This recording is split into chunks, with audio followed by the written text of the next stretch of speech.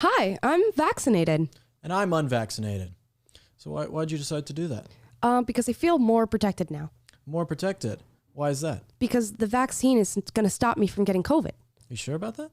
Pretty positive, but not positive for COVID. Well, let's do a little test. Why don't you take this COVID test real quick? I mean, I guess it's going to make you sleep better at night. Yeah, I think that's faulty. It says positive. Only thing I have is a positive attitude because I'm vaccinated. And a positive test. Well, I think your test is faulty. So you're a conspiracy theorist. I am. That's it. Oh, we didn't think about how to end this one. No, we didn't. The Apple, Mac, and PC ads usually just end with like the logo. Right. So we just need to like throw a Will and Amala Live logo on here somewhere. Yeah, Scott, what are you doing? Scott, this is all your fault. Guys, welcome to Will and Amala Live. We're going to get into some vaccine stories. A really interesting one coming off of Trevor Noah's show where he starts to question what's happening around the rhetoric with vaccinations. We're also going to talk about the Australian quarantine camps, as well as a developing story when it comes to the parents of the Oxford High School shooting. That's a particularly interesting one. We also got Alec Baldwin going public to talk about the shooting that happened on set of his movie Rust for the first time. So we're going to go through his account of that, some of the backlash that he's gotten in response. Plus, it's Fun Friday, and today we are doing Overrated, Underrated for our Fun Friday, and we have a special guest to interview on the show today. Now, let's get into something that sort of shocked me this morning when I woke up and I went on Twitter and started looking through all the different news cycles about what people were talking about. Here's a clip of Trevor Noah questioning what is happening right now with vaccinations. So, on the one hand, almost all the Omicron cases have been mild so far. But on the other hand, the guy who stands to gain millions of dollars from new vaccines says we need new vaccines. If we don't make a new vaccine, this disease could be with us forever. Sorry, I was thinking of something else. Now, look, I'm not saying that the CEO of Moderna is lying. I'm not saying that at all. I'm just saying I don't think he's the most objective source on this topic.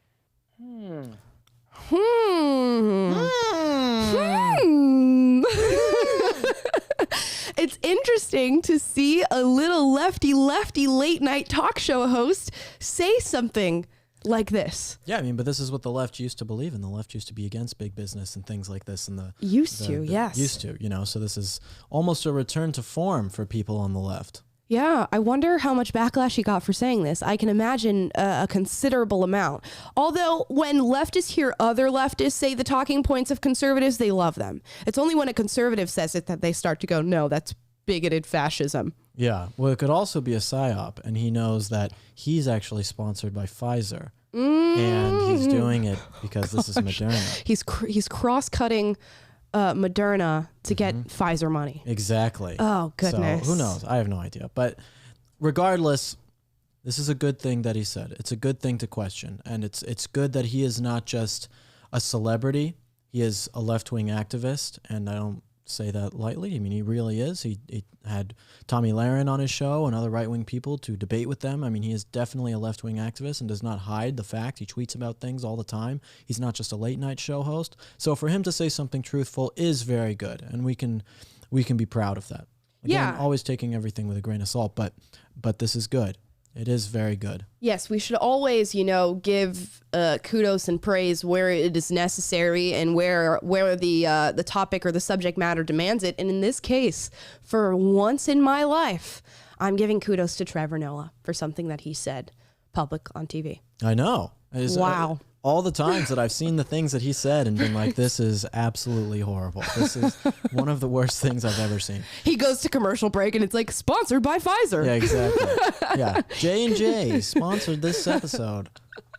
That's like what it's like. No, but it's very cool. Small victory. Yeah, no, it's very good. Because so many people on the left, again, it's hard. You can have someone even who becomes a leader on the left, and you'll see this from people, like I can assume this might happen with him right now after saying this, is that the left will eat their own and they will come after him. This is why people who are pretty moderate and then get canceled by the left turn to conservatism a lot of the time because the left will eat their own all of the time. So one of them comes out and says, oh, this is kind of fishy, this is kind of weird. They will eat him and say, you know, you're no longer a leftist. You're no longer a part of our club because you didn't agree with us 100%. So I don't know what the backlash will be. He's a pretty big star, so I don't know. He is a pretty big star, so I guess we'll see how this plays out over the next couple of days. It seems like none of the stories that we talk about are cut and dry anymore. They always play out over the next week or two. But yeah, he brings up an interesting point, a point that we've been making for a very, very long time. So I'm glad he's finally on the bandwagon, I guess. But for as long as we've been being called conspiracy theorists over this, now when somebody who's a leftist says it, suddenly it's doctrine and it's the Lord's word at this point. But that's a good rule of thumb when it comes to questioning and skepticism is follow the money. And he was smart enough to make that deduction and say, yeah, the guy who's pushing for these vaccinations stands to make, he says millions. I will speculate billions off of this. Yeah, follow the money. And that's where your skepticism should lie when it comes to these things. Billions and billions of dollars, okay? You know it. Huge. They won't even go to the border. Tremendous. Okay? And look for all the billions of border crossers. But they'll shoot a vaccine into you. Oh, that's really good. That's pretty solid. I don't have one of those impressions. It's not so bad. It's okay. No, it's not bad. Mine is horrible. No, I'm not even going to try it. It's tremendous, okay? You know it. I know it. Everybody knows it. It's the best. Yeah. This is the best. You know what else is the best? Getting a bunch of misinformation around what it means to be protected by vaccinations, which is why we did the cold open that we did today, where I was vaccinated and Will was not. And it turns out I'm really no more protected than he is. Here's a study that has come out sort of reviewing the efficacy of these vaccines. And you can go through and look at this. It's in, let me see, Zik. I don't know how to say the name of the website here, but you guys can go and look up this study. The conclusion on this study is what I want to focus on, and this has a direct tie to what Trevor Noah was just talking about. Here's the conclusion on the study. As this field continues to develop, clinicians and public health practitioners should consider vaccinated persons who become infected with SARS-CoV-2 to be no less infectious than unvaccinated persons. These findings are critically important, especially in congregate settings where viral transmission can lead to large outbreaks. Yeah, so the study that I got yesterday, if you guys listened to the show yesterday, or you follow me on Substack, which I posted about today with Germany, where healthy children, no healthy child in Germany had died between the ages of 5 and 18 since the beginning of the pandemic, 15 months from COVID.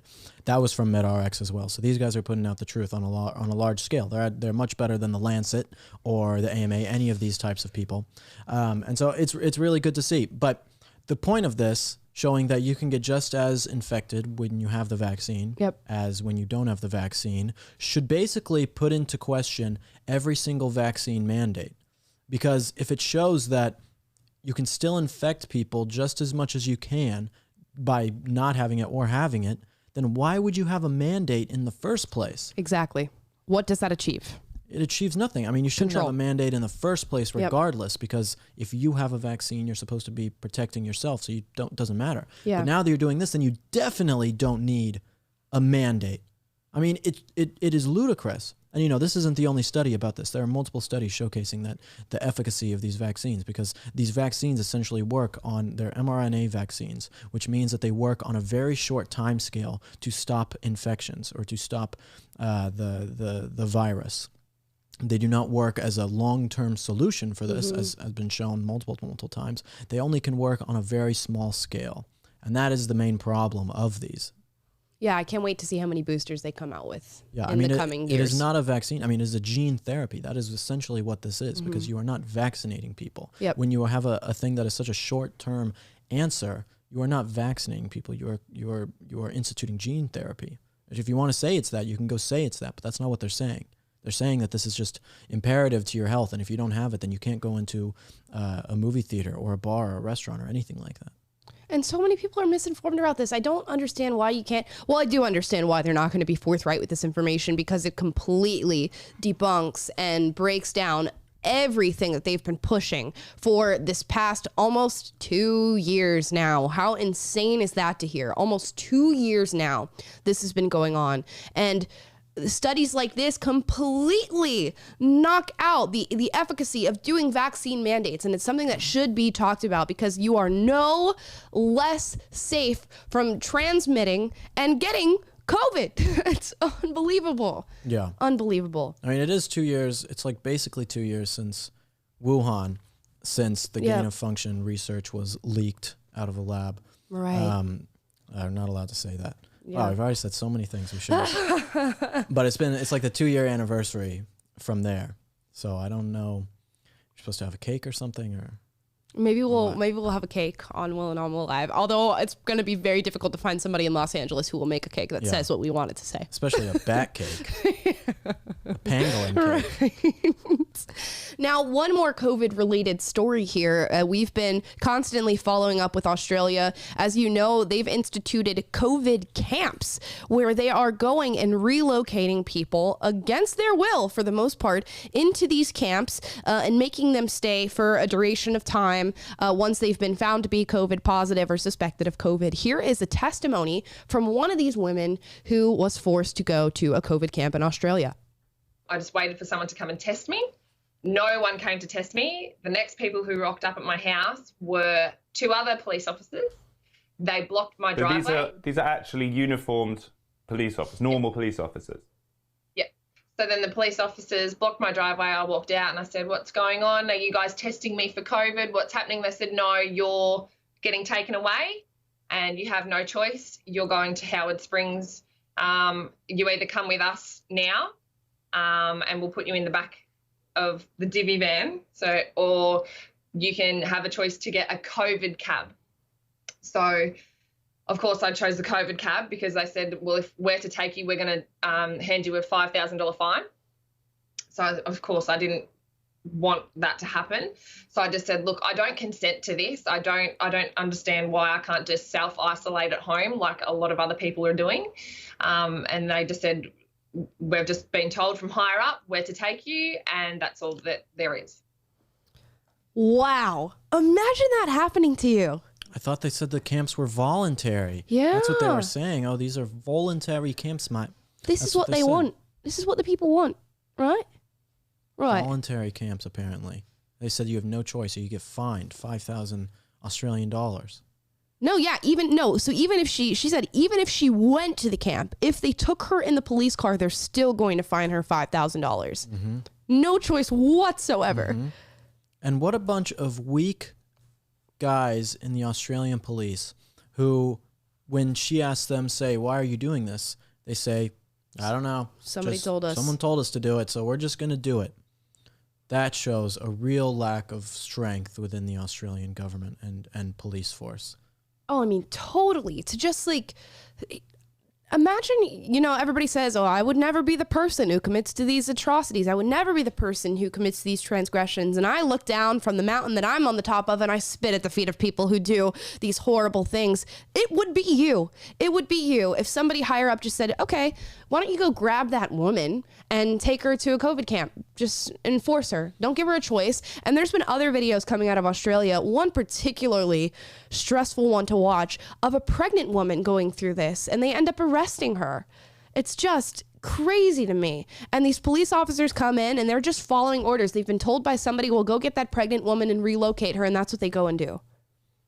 And it shows you the power dynamic with people. You get a little bit of power and suddenly you are just this invincible person, and you follow orders and you're arresting people and relocating them against their will for a disease that they are not going to die from, and that they didn't even know if she had or not. She saw them come up to her house expecting them to test her. They didn't even test her. Yeah, and she can't self-isolate at home. What they're doing with the police in Australia is they are taking police from certain precincts, like let's say in Sydney or something, and then they are moving them to other neighborhoods or cities. Because when you have police members who are patrolling their own cities, their own people who they know, their own communities, they're going to be much more hesitant to actually, have this sort of tyranny. But when you send them out to places with people who they don't know, then they are going to be much more obliged to enforce all of this. Yep. So that is why they do it. So they go and say, oh, okay, we're going to put you in this other city, this other town, and then you are going to enforce this. So a lot of the police officers in Australia who are now serving in places like that probably aren't even from there. And that's part of the great strategy, is that is how you dehumanize people. They're dehumanizing all of these people with all of the things they are doing, turning them into, you are no longer a person, you are a germ. You are a germ that has the possibility to infect all of the people around you, and you are a hazard, and we now have to take you to this camp. It's draconian. It is draconian measures. Yeah, it was. I'll try to find that video of that pregnant woman and share that on my social media on Instagram or something, because it's just harrowing to watch a police officer just have no regard, no amount of emotion for this woman who is clearly stressed out, pregnant, being forced to leave her house. And it's just ridiculous what is happening, and how people can look at that and go, yes, this is justice. This is what should be done. These people are incompassionate to be getting COVID and wanting to stay in their house. I don't know. Yeah. I don't know. Austria has mandatory vaccines by February 1st in Austria. Not Australia, in Austria, if you live in Austria, you have to have a vaccine. It is a mandatory vaccine. The European Union is most likely going to be rolling that out for even more European countries. I mean, what is the punishment on that? Is there, do you know? Massive fines. Yeah. Massive fines every month if you do not have the vaccine. Yeah, I forget what, 5,000? Oh yeah, I forget how that translates to American dollars, but 5,000 Austrian dollars. I don't know what Austrian is. Like, ask me the euro, right? Yeah, 5,000 euros.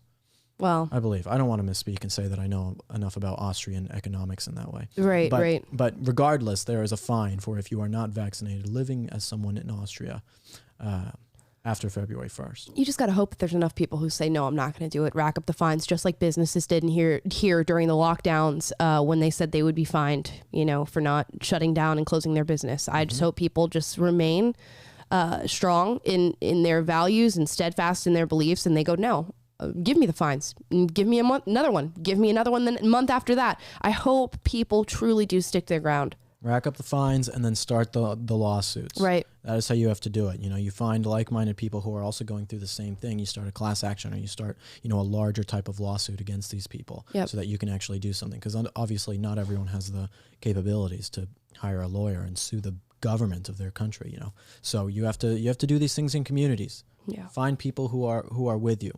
I mean, in Czechoslovakia, when they were having when people were revolting against their government, I mean, what did they do? They got tons of people together to fight the regime that was happening in their country. And when you get all of these people together to fight back, there's nothing they can do at that point. The government will crumble. I mean, this is why dictatorships only last for about 70 years. Why tyranny, basically only ever lasts for about 70 years at most. Because they crumble once the people realize that we can band together and stop this. Sometimes it's violent, sometimes it's peaceful. But if people get together, you can stop it. Absolutely.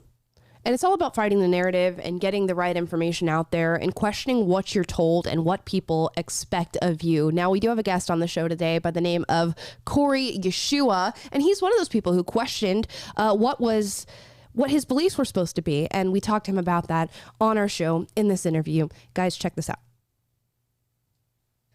Guys, we have a super cool guest on the show today. One that I am very, very familiar with, not through knowing him, but through his online content. This is a content creator by the name of Kory Yeshua. Thank you so much for being on the show. Thank you for having me. So awesome to be here. So apparently this is your first podcast ever, is what you're telling us before the show. How cool is that, man? Yeah, that's so cool that I'm on PragerU with Will and Amala. Like, this is so dope. See, but since it's your first podcast and it's our show, it might be your last too. Cancel. So, yeah, exactly. Have you? Oh, man. I know you because of your TikTok content. I started on TikTok very recently, less than a year ago now. And you were one of the first conservative voices I saw on there. Happened to be a black conservative, which is, I guess, a unique thing. And people really go after you for that. When did you get started on social media?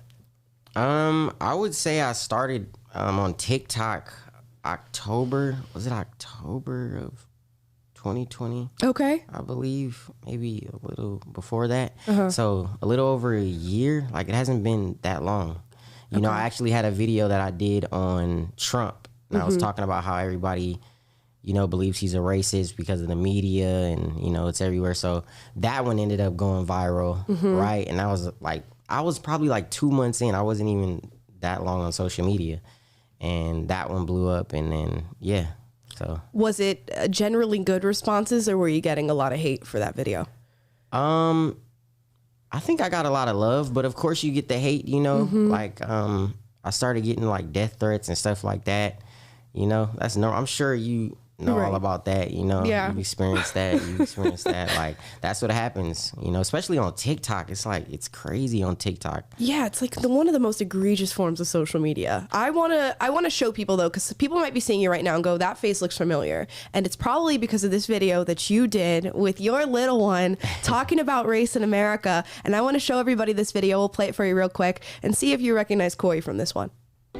Daddy teaches you can be anything in this world that you want to be, right? Don't Daddy teach you that? Yeah, and it doesn't matter if you're black or white or any color. Doesn't matter if you're black, white, brown, yellow, right? Black. And how we treat people is based on who they are and not what color they are. And if they're nice and smart. See, this is how children think right here. Critical race theory wants to end that. Not with my children. It's not gonna happen. My baby's gonna know that no matter what she wants to be in life, all she has to do is work hard, and she can become that. Work hard, even though you don't know anyone. You can make friends. Yeah, you can make friends, no matter what color they are. So we need to stop CRT, period, point blank. Children do not see skin color, man. They love everybody. If they're good people, they love them. We pray for people that are hurt. So adorable. So what prompted you to go and create this video with your daughter? Well, I would say that, so there was an incident at my daughter's school where they played a video of, I think it was about segregation, you know, and it was like white only water fountains, right? And she came home and asked me, she said, Daddy, why weren't the white kids able to play with the black kids? You know, and this was in first grade. Wow. Right? Wow. So it was just, it started with that. That was where it started, right? And then I started looking more into things, and then you start seeing critical race theory pop up everywhere. And I just wanted to voice how I felt about what was going on, you know, and how I teach my children, right? I don't teach my daughters, I have 3 daughters, by the way. I don't teach my daughters to see people by their skin color. I teach them to see people by who they are on the inside. And I wanted to express that in the video, you know, so I sat her down. I'm like, hey, baby, you want to do this video? It's like, yeah. So, you know, press record, and that's what happened. That's what came out of it. Why do you think that people took so strongly to it? Why it went so viral, and why so many people were all about it? I think because a lot of people were feeling that way, right? And I believe it coming from me, you know, being a young black man and having my, you know, little daughter, I think that was something that people needed to know could come from somebody like me. You know what I mean? Like, I think you don't see that a lot, you know, in the media and everywhere. It's all, you know, Black Lives Matter, and everybody's, it seems like it's for critical race theory, you know, when a lot of people really don't even know what's going on with it and what's in the curriculums and things like that. You know, my mom was actually a teacher for 30 years. She actually just retired.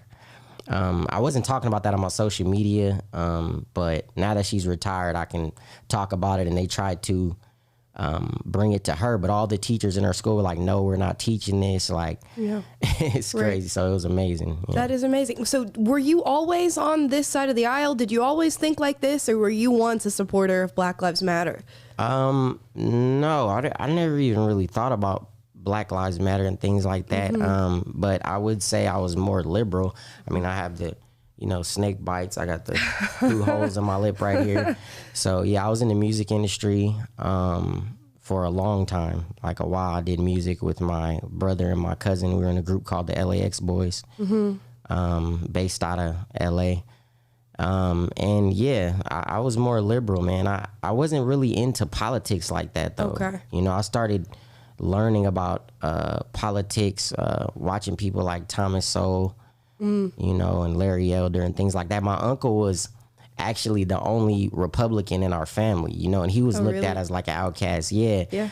But, and that's somebody that I was always told I was like growing up, you know, but I wasn't, we didn't think conservative and things like that and vote Republican. We all voted Democrat.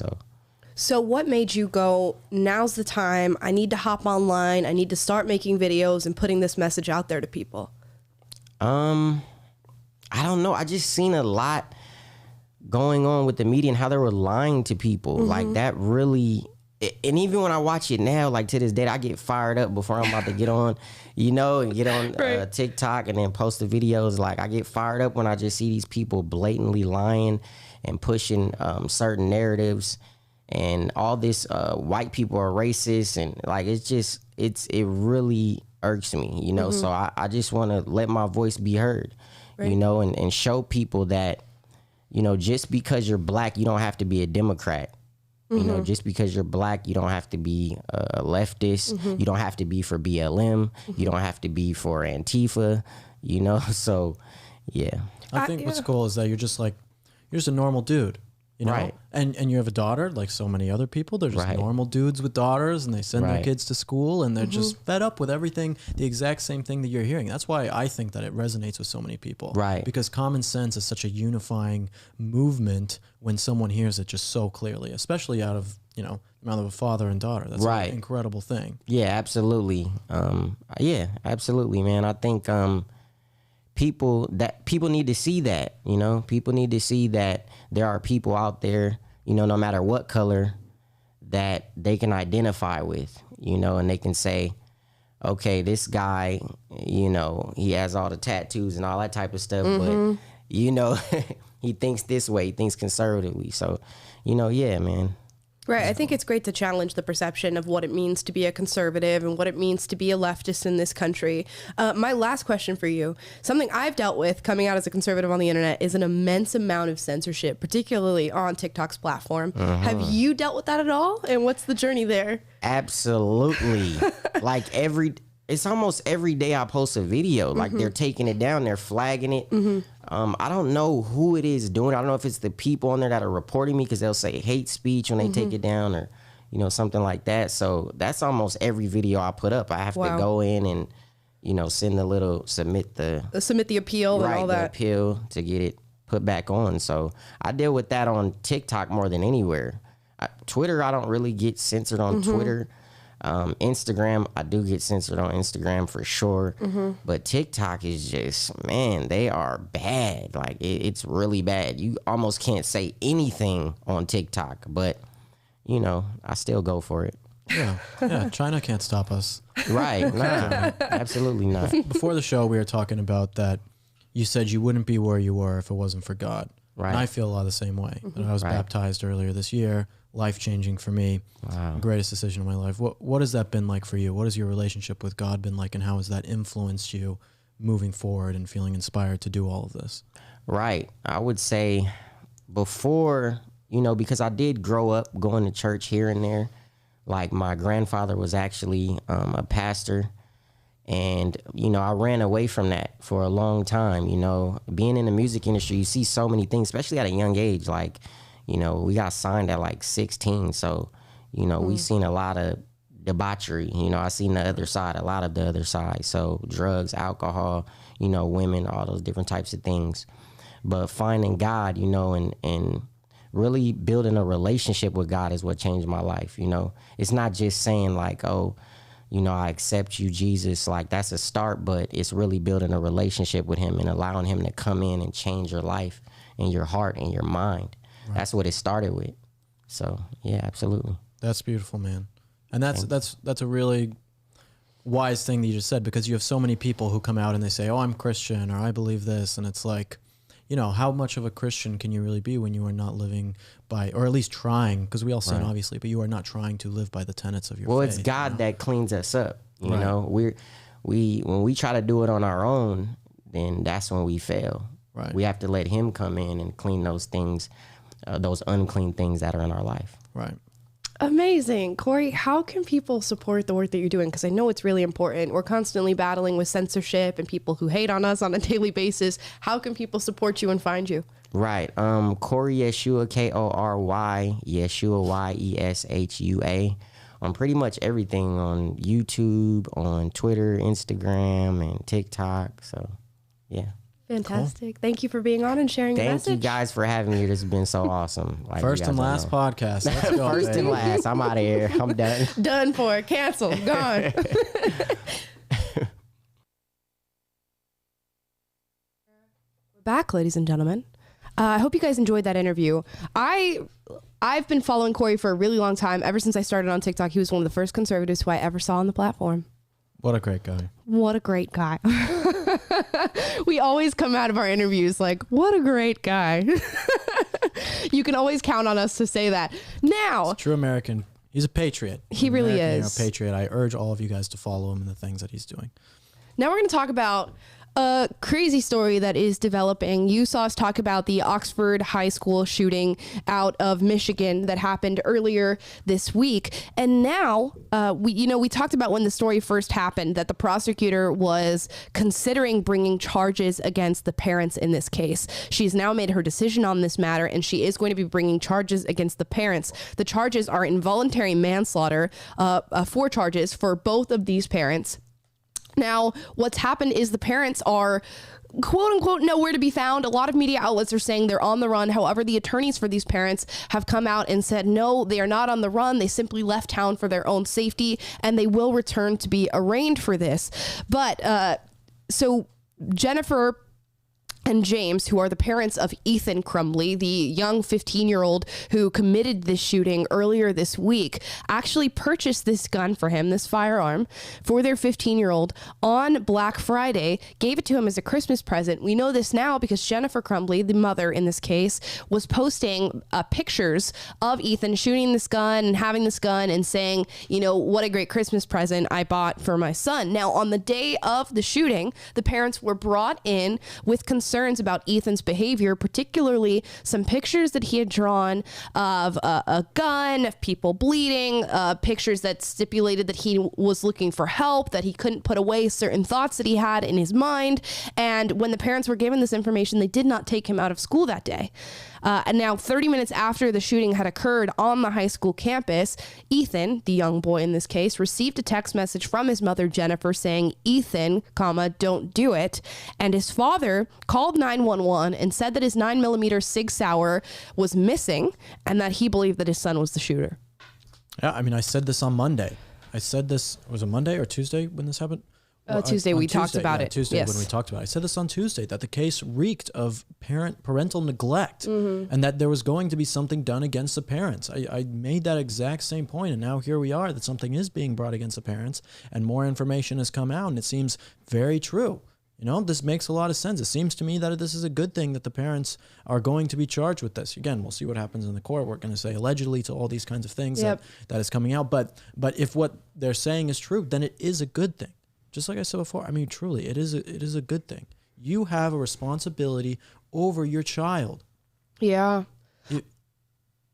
I will be curious to see how long ago they became aware of his actions, because so far I've only seen stories saying that the parents were notified the day before the shooting and the morning of the shooting when they refused to take Ethan out of school. So I'll be curious to know if they knew about these behavioral issues and about these sort of violent tendencies that he had before they purchased him the firearm. Because again, this was not just a firearm that the father had purchased for his own protection or for the household protection. It seems through the social media posts that we've seen so far that this gun was bought specifically for their 15-year-old son. Yeah, that's what it seems like. Yeah. And that's pretty. If you knew that this was going on, I mean, I can't even imagine that you had no idea that this was going on, or something of the ilk was a little bit fishy at least, and then you buy him a gun. I mean, that seems pretty bad. I mean, it's hard to tell. It's like you look at There's a TED Talk of the mother of the Columbine shooter talking about her relationship with her son and her sort of blindness when it came to his mental illness and his intentions when it came to what he did with his friend at Columbine. And I always want to, give grace and think, okay, there's definitely a possibility you didn't know that this was happening. But it seems as though Ethan was sort of vocal on social media about it. He was drawing pictures, talking about, stamping out his thoughts. He needed help. This seems like there was attempts made, at least, through the mind of a 15-year-old to sort of scream for help. And Black Friday, you have the day off of school. I'm assuming pretty much everyone has a day off of school. And that girl on Monday said, I am not going to come to school this day. Right? So obviously the fact that she wasn't going to come to school, that one student who said, I think something might happen. Obviously, these students and other people have known beforehand that this is happening. So you have to imagine that the parents would have known something too. It seems as though, from what I'm hearing, again, this is all allegedly, and I don't have the direct quote here. It seems as though Ethan had made a post on his social media either the day before or the morning of the shooting saying something about...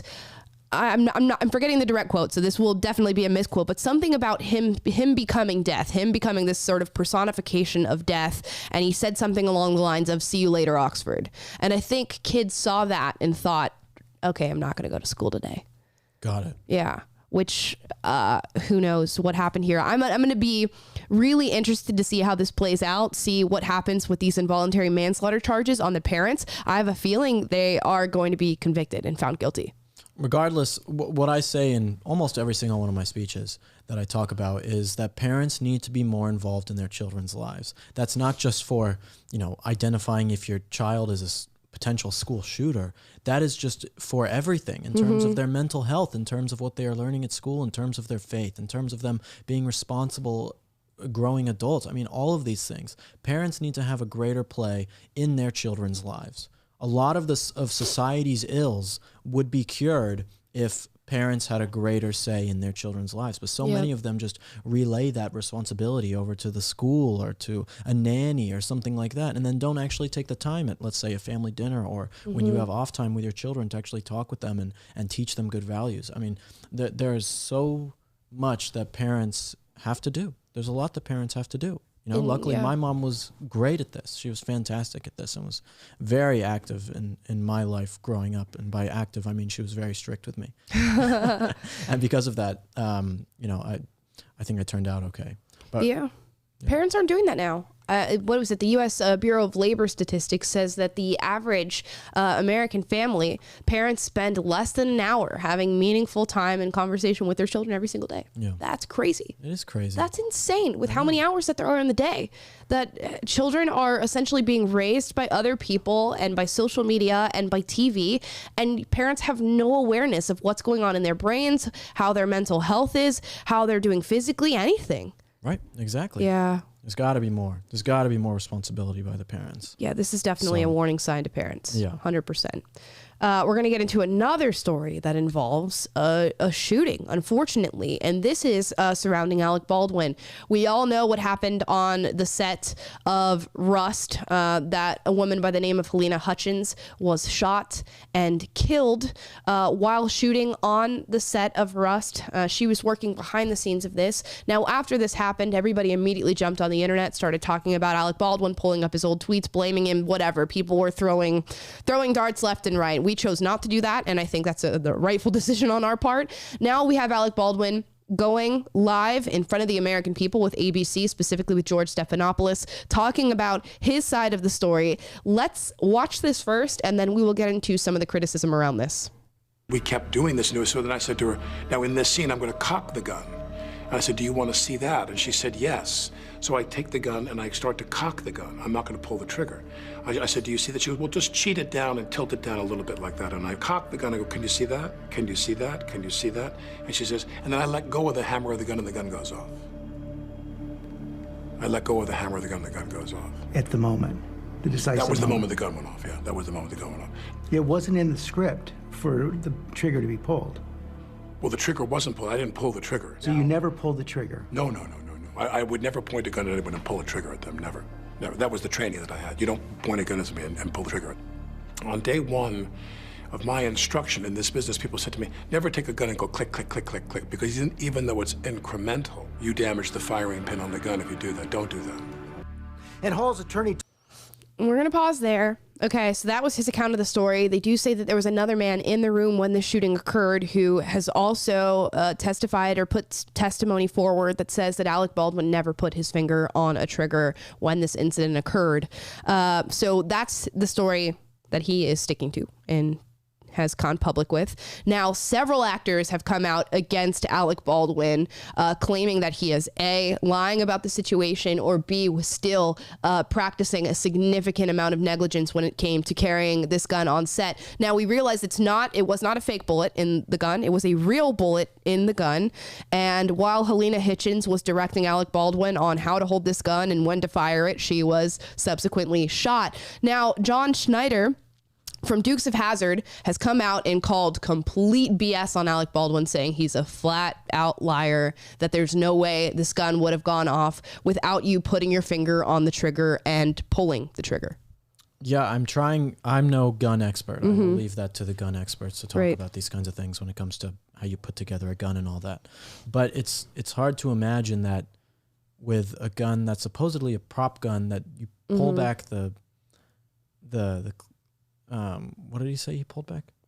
The hammer on the gun. Pulled back the hammer on the gun. It goes off. I mean, I don't know. It seems, listen, again, I'm not a gun expert. There's probably going to be someone in the comments who says like, oh, that could totally happen. Maybe that's true. I don't know. But for me, at least someone with some sort of common sense, I feel like it sounds very strange. It does sound very strange. And it sounds like there was a lot of negligence exercised on this set. Alec Baldwin claims he had no prior knowledge of 2 misfirings that happened previous to this shooting. In the days prior to this shooting, there was 2 misfires of weapons on the set of Rust, and he claims he had no idea of that. On the day of the shooting, they had several union members quit working on the set due to lack of proper hotel stays and sheltering for them, and due to the conditions on the set. Now, John Schneider, the guy from Dukes of Hazzard, has come out and said, quote, 3 weeks ago it was a prop gun. 4 weeks ago, nobody knew how in the world this real weapon was loaded on the set. Today, he didn't pull the trigger, calling complete BS on him. Another actor who came out after this incident was George Clooney, saying regardless of whether or not this was a prop gun, a real gun, a fake bullet, a real bullet, any actor should know to check the gun before you even start using it or start mock using it. You should always check the gun and see if it's loaded. He said he's never done anything other than that. When questioned about it, Alec Baldwin said, well, that's not what I've done as an actor. That was his response. Yeah, and George Stephanopoulos with these softball questions. Yeah. I mean, not even asking him anything that's hard. I mean, again, the media is supposed to be the accountability arm of the elites in this country. That is what they are supposed to do. But obviously they're not. George Stephanopoulos is just going to go so easy on him and let him just say whatever he wants and not even dig a little bit, like not even question. Why not? Yeah. This was like a over 30-minute interview. You guys can go and watch it. It is on ABC News on YouTube. But it seems I have no clue what happened. Nobody will ever know what happened except the people in the room. And if they've all decided to back Alec Baldwin, or if this simply is the truth and the gun misfired and Alec didn't pull the trigger, I'm sure we will never know, because the only person who really would know has unfortunately passed away. So I don't know. It sounds fishy, but we'll never know. All I know is that I've shot a lot of guns before. I've shot pistols, I've shot rifles, shotguns, I shot a 50 cal. I mean, I've shot all sorts of different things, right? And the number one rule, it doesn't matter if I've been shooting with guys who are experts or I know what I'm doing. Every time it is, practice the gun safety. Always point it down the range. Always, keep it, make sure that it's not loaded before you give it to someone else. All these different things. There are so many things with gun safety that you have to do because it is so dangerous. And to just throw those things away, why is a Hollywood celebrity getting off so easy like this? Yeah. This is the way that the media treats Hollywood. This is how they treat these people when they do something wrong. There's no accountability. But God forbid, if a conservative were to do something wrong, they would just be torn to shreds every single place. But because he's on the right political side and he said guns are wrong before, it's totally fine. They're going to totally let him get away with it. Yeah, I think this is just going to blow over and nobody's ever going to talk about it again. Yeah. Unfortunately. I remember. We remember. Yeah, we know. Thou shalt not forget that this happened. Now, speaking of things just really blowing over and nobody talking about them, we did a story a while ago now about the Waukesha Christmas parade attack, perpetrated by the man Daryl Brooks, who was a career criminal, had several run-ins with both law enforcement, the court system, and the jailing system here in America, but somehow was let back onto the street on $1,000 bail after hitting a woman with his car, and again subsequently got in an SUV and ran over people and killed them in a Christmas parade. Now, what has come out in this case that is really interesting, and I'm hoping to see some accountability on this, is that new documents, this is according to Jack Posobiec, new documents show Daryl Brooks was assessed a 6 out of 6 risk to the public, but the DA let him out anyway due to bail reform and criminal justice policies. Here's the court documents here from the DA. You can see that little black square that marks him a 6 out of 6 when it comes to a risk assessment, evaluating whether or not he poses risk to his community and the people around him. How did this man get back on the street? How, you ask? Well, because of bail reform and criminal justice policies that protect people like this. Your virtue signaling, leftist politicians who put things like this into order, your virtue signaling is killing people. Yep. You understand that now? The blood is literally on your hands for the things that you have done, for these types of policies. The blood is on your hands for letting this guy out, for having low bail, and for having it so that all this criminal justice reform and an act to be so virtuous and not be racist. He went and killed all of those people and injured tons and tons of others because of your policies. The blood is on your hands, leftist politicians. You have done this. You have wrought this evil upon your cities because of you trying to be morally superior to everyone else, and because your woke ideology trumps people's safety. Yeah. And that is disgusting and evil. It begs for reform. It really does. This is not okay. And again, it seems just like the Oxford High shooting, 100% preventable. Preventable. And because it wasn't prevented, there needs to be accountability. Somebody needs to take the blame for this. The DA in this case should step down because he looked at these court documents. He saw the risk assessment on this man and he allowed him to go free. You should be fired.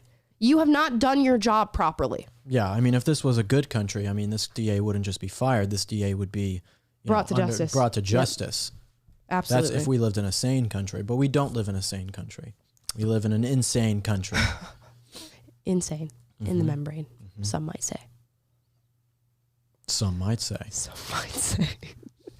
Now, one more story here, and this one's actually positive. We've done a lot of negative on the show today, on Will and Amala Live today, but this one is positive, and it's a win that ties back to critical race theory in the public schooling system, an ongoing battle that we cannot forget about, even though we are juggling 10,000 issues at once. Here is the story. Our beloved Christopher Rufo has put this out for us. Winning, the Wisconsin state legislature has passed a bill for full curriculum transparency in public schools. The legislation would give parents the fundamental right to know what's being taught to their children. It will now go to the governor. The parent movement has begun.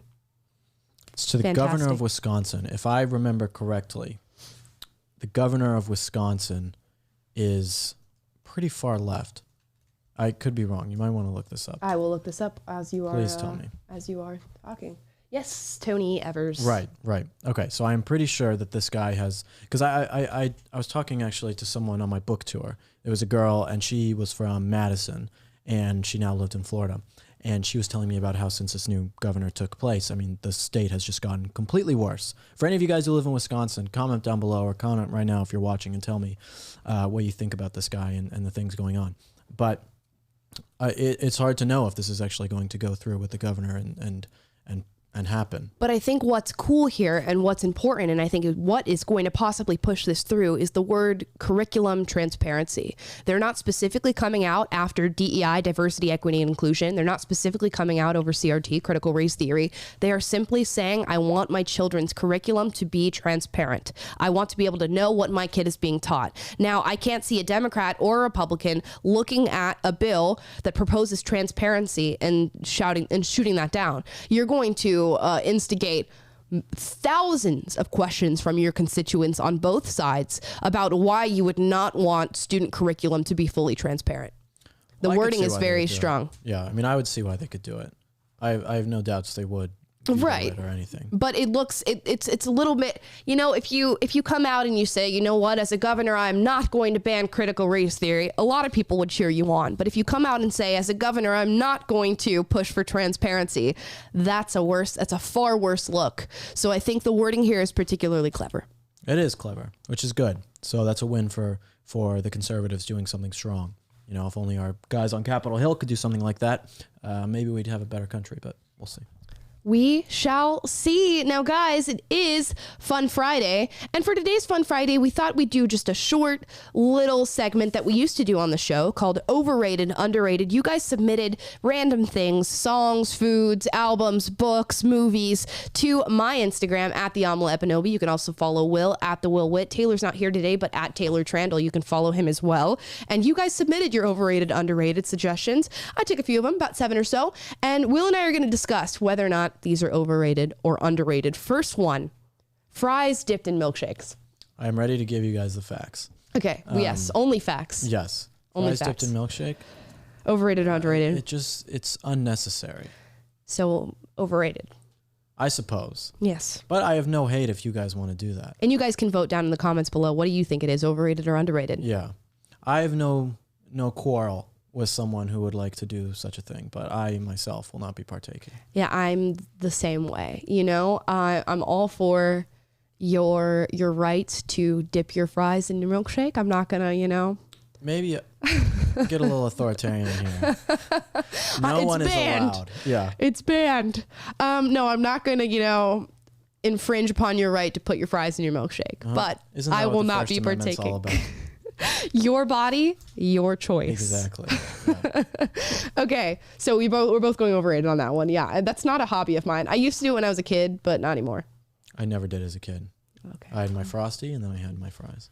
Okay, well, second one here. Overrated, underrated. The Santa Claus. Haven't seen it the popular holiday movie. I literally just watched this yesterday. Oh, so that's why you put it on. Well, it was suggested by a watcher.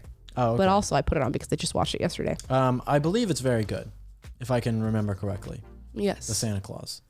Totally underrated. But everybody loves it, but still underrated. Okay. People don't love it enough. Yeah. Maybe I need to give it another watch or something. Also, pretty sure Tim Allen's based. So extra points for based actors. Tim Allen is great. Yeah. Okay. So extra points for based actors. The movie is super cute. The premise is super cute. I've been watching it since I was a child, and I watch it every year without fail alongside Home Alone.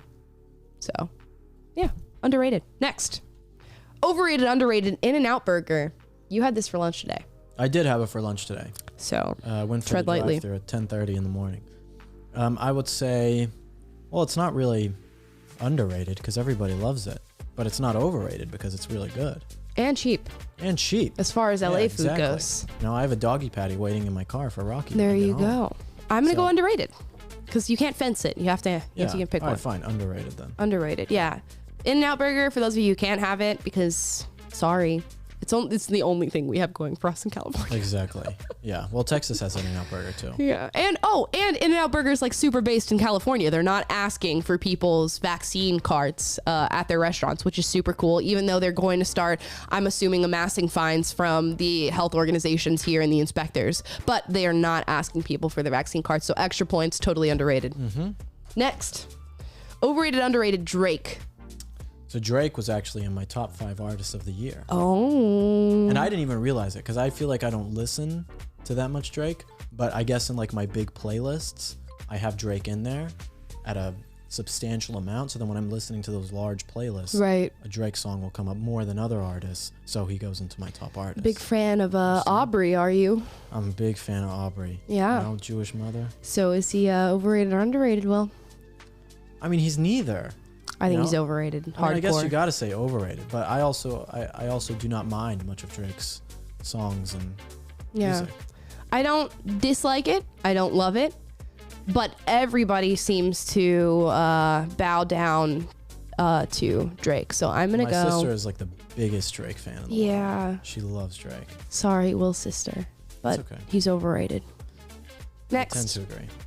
Queen, a different music artist, overrated or underrated? Queen is. It's again. These are hard to do overrated, underrated. I'm just like I'll just give you my opinion on it. What is your opinion? This is opinion based. I like Queen. I think Queen is incredibly talented. I think they're a great band, one of the best bands of all time. Yeah. They're not personally one of my favorite bands ever. I have a lot of other bands, especially hard rock bands, that I like a lot more. But I think that Queen, Freddie Mercury, and the other guys in Queen are incredibly talented. You know, very, very good songwriting and lyricism that makes you think, and experimentalism. I mean, they're a great band. Yeah, I think that's cool. I think they shifted the way that people view music, the way that people perform, like the persona of just like being an artist and being a rock star. I'm gonna go Queen is underrated. Even though I think that pretty much, there's pretty much consensus that people love Queen. One of the best-selling bands of all time. Yeah. So I'm still gonna go underrated just because I feel like, you know, they're not overrated. Yeah. What's your favorite Queen song? What is the one where he's like 200 degrees? That's why they call me Mr. Fahrenheit. Oh, that's I'm gonna make a supersonic man out of you. Now. Yeah. I'm here for. No, that's not my favorite one. I'm having a ball. Okay, hold on. I gotta remember the title of this. It's really difficult while you sing a different song. Somebody to Love. No. Bohemian Rhapsody. No. Another One Bites the Dust. No. We Will Rock You. No. We Are the Champions. No, but those are all great too. I already know my favorite. She is the more to shine in her let them eat cake. She says like Maria Antoinette. Radio Gaga. No. Built in a remedy for Khrushchev and Kennedy and anytime. Oh. That's not Don't Stop Me Now. I know which one you're talking about. Guys, put it in the comments down below because now song is I'm on racking my brain. Oh my gosh.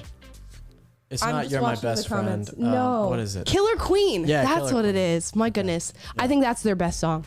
My favorite song is Fat Bottom Girls. I love that song. That's a good That's one. by far That's a the unique best one. That really is a unique I one. love that song. That song's like, get on your bikes and ride. And it's just hard. I love that. I like the harder rock songs by Queen, not so much the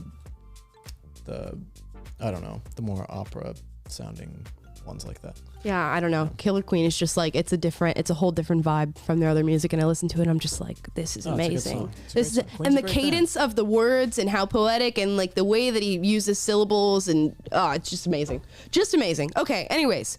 Overrated, underrated. Bowling. Oh, underrated. I love bowling. I am overrated. What do you mean overrated? 100% overrated. Bowling is a great game. I don't like it. You spend like 75% of the time sitting, eating like. No, I do hate the sitting. The sitting. Let's not talk about the activity. No, of going we're talking bowling. about the whole experience because you can't have bowling without the extended experience of bowling. All right, so imagine you went bowling by yourself. Why would I go bowling by myself? Because it's so fun. That's super lame. No, it's sorry fun. for all you bowlers out there. If you're like pro bowler, like you're on a bowling team, totally get it. But otherwise, going bowling by yourself is just a little strange. Why? So I'm gonna function with the assumption that I'm bowling like I normally bowl, which is with a group of people. Because people go like golfing by themselves, you know? Yeah. Okay. So, like, some people do. You know, so it's like going. But most people don't. No, a lot of people go golfing. Most people do not go bowling by themselves, Will. I'm Can not we saying agree that on they that? do. Can I'm we saying agree? They should. Because it's a wonderful experience. You I love spend bowling. 75% of the time sitting, and then when you eat, it's like frozen Purdue and Tyson chicken tenders. Yeah, that's not good. That is very bad. I do That not is like very But bad. you are only talking about things that aren't bowling themselves. Yeah, but I'm talking about because you have to look at the experience in its entirety, in its totality, and that's involved in bowling. I know if I'm going bowling, I'm also signing up for Tyson chicken nuggets and 75% sitting. I don't know. That's like talking about is Queen overrated, underrated, and talking about like if the headphones that you're listening to are good enough quality. No, to that even is hear. not the same thing because if you know you're getting Queen, you're just getting Queen. And if it's in a group setting, that's all you're getting is the music. And bowling, I get stuff I didn't sign up for. I am actually very bad at bowling. I am not good. It's one thing I would love to get better at, but I am very not good at bowling. But it's fun. I'm not good at it either. I'm like, all right, you know. I mean, I'm not like terrible. I still beat most of the girls. If I get over 100, I'm like, oh my God, great day. Yeah. Get a turkey. Like, this is great. Okay, next one. Overrated, underrated, peppermint flavored drinks and food because it is that time of year. Totally overrated. Yeah, disgusting. Super gross. Yeah, I hate them all. Super gross. Anyone who likes this stuff, I don't get it. Do you eat mint chocolate chip ice cream? No. Okay. Chocolate. Just had to mint confirm. chocolate I ice would have to shoot you on site if you said yes. That's a little harsh. I would hope you wouldn't do that. Well, one can hope. Or at least send me to the gulag first. I will. Yeah, I'll send you to the gulag first. Okay. A little bit of suffering before the end. Yeah, thank you. Yeah. Or I could do like the dog you're about to euthanize. You go out and do your favorite things for the day, and then I just, At least give me my favorite meal. I'll get you a dog patty from In-N-Out. I would love a doggy patty. Yeah, I do not like those. Yeah, it's like eating toothpaste. Well, I don't know about that. It really is. It's toothpaste. My toothpaste is peppermint. Toothpaste. Is your toothpaste peppermint flavored? I think it's like, I don't know, mint something. I don't know. Well, it's mine like is some like very strange. Mine is peppermint. So then they're like, "Oh, do you want a peppermint milkshake?" No, Jessica, I don't want a peppermint milkshake. It's so gross. Who's Jessica? I don't know. I just thought of a name. Is that the woman who works at Starbucks? I guess so. Sorry to all the Jessicas out there. Yeah, sorry. But no, Jessica, I don't want a peppermint. I don't want minty milkshakes. Yeah, I don't like anything mint flavored, really. Yeah. So, anyways, guys, that's overrated, underrated. Is that it? Yeah. Okay. Getting questions in the comments asking Okay. about what are your thoughts on billiards? Okay, we're getting questions in the comments asking what our thoughts are on billiards, aka the old pool, the old ball and stick. Mm-hmm. Is that what they say? Yeah, that's what I say. So that's what they say. Let's go play some ball and stick, Scott. I'd love to play. Some ball and stick. I like pool. Now, pool I mess with. I like pool. I love pool. When I was in high school, and basically anytime I go back to Colorado for breaks, there's this pool bar that we go to. It's like a hookah lounge pool bar. I don't smoke hookah. I think hookah's for women. But we would always go play pool, and I loved playing pool. I said I was bad at bowling. I'm actually very good at pool. He's good at pool. Taylor's good at pool. I'm good at pool. Although Will's going to say she's not good at pool, but I am good at pool. I challenged you. And I almost beat you. No, I said I challenged you. I said, I will come to this pool bar with me right now. The drama. And I was like, I don't want to go right now. I want to go home. Yeah, no. I gave her every opportunity to prove that she was good at pool. Okay, guys, I'm going to correct the record right now since Will is in the business of misinformation, okay?